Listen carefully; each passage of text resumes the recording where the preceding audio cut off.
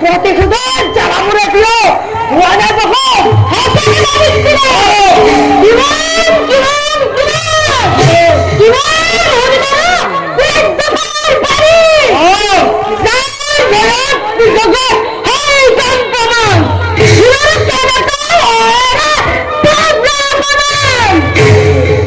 হে পুত্র পিতা হাজু করে শতরাঙ্গ পাখি মাইটা মাধব আক্রমণ করার পূর্বে ধ্বংস করবে অন্য তপস্য